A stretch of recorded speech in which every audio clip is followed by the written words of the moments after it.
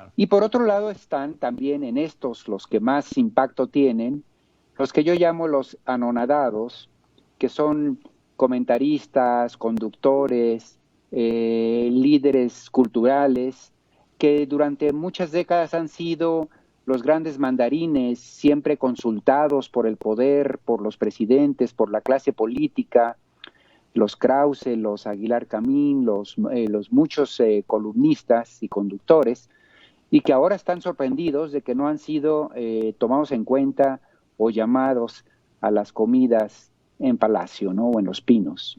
De que estamos frente a un proyecto revolucionario y que cuando uno entiende eso, todas las estupideces que hace adquieren una lógica impecable. Él quiere que este país esté jodido y empobrecido para poderlo gobernar.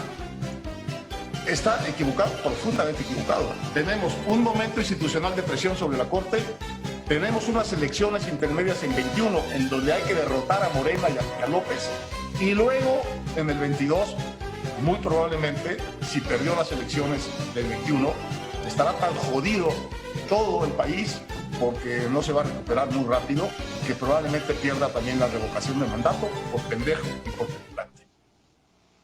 Por pendejo y por petulante, así dice. ¿Qué oposición es esa, Jorge Cepeda Patterson? ¿Dónde lo identificas? Bueno, de entrada veo a un señor muy enojado, muy frustrado y muy anonadado, tal como clasifiqué a este grupo de mandarines que sobre todo están muy molestos porque ya no han sido los consejeros los que le hablan al oído al mandatario, al soberano, al poder. Están muy acostumbrados durante muchos años a hacerlo. Pero decir que solo desea que le vaya mal al país para poder seguir gobernándolos en la ignorancia y en la estupidez, me parece que es una expresión que está incluso por encima de la inteligencia que tendríamos que atribuirle a Aguilar Camín. Creo que, fíjate, Hernán, así como tú, como yo, recibimos una educación, bendito sea Dios. Esa educación, no sé a ti, pero yo cuando iba a la escuela, lo primero que me revisaban mis maestros eran las uñas y los zapatos, porque representaba una disciplina. Yo llegaba a la escuela y me hacían poner así las uñas para que me las checaran si estaban cortaditas. Ahí te las enseño. Me decían, a ver los zapatos para ver si estaban boleados. Es un asunto de disciplina, Hernán, es un asunto de educación, es un asunto de cómo te ven, te tratan, en pocas palabras.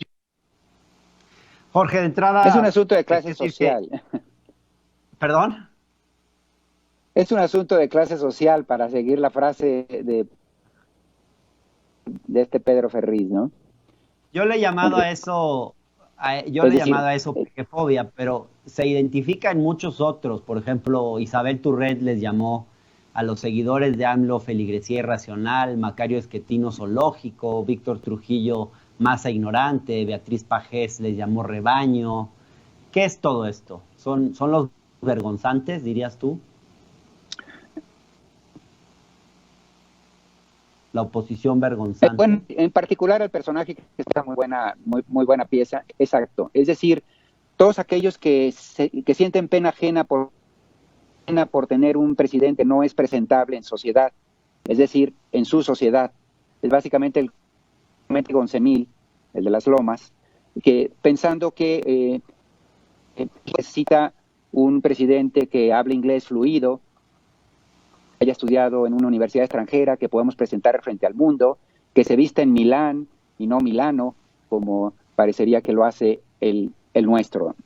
Es decir, es gente que opera desde el juicio social, como si nos hubiera ido muy bien con los que hablaban inglés, estudiaron en Harvard, eran guapos y presentables en sociedad, mientras robaban todo lo que se robaron, ¿no?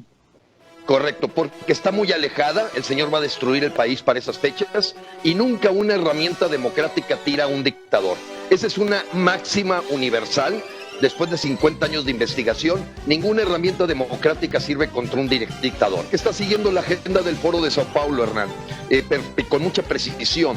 O sea, todos los elementos de las 3 etapas para convertir a México en un país castrista chavista, creo que dentro de las connotaciones socialistas, comunistas, hay muchas derivaciones, hay muchas, vamos a llamarlo así, procesos en donde no me quiero meter al tema académico. El señor lo que sigue es exactamente lo mismo que hizo Hugo Chávez.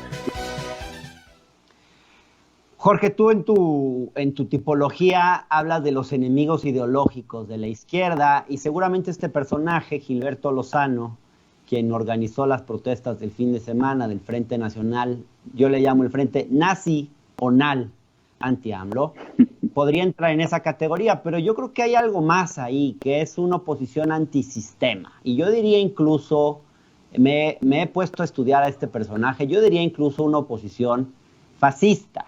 Quizás la versión mexicana de Bolsonaro. Bueno, me parece que son personajes muy, muy peligrosos porque apelan a infundir miedo irracional en la población, ¿no?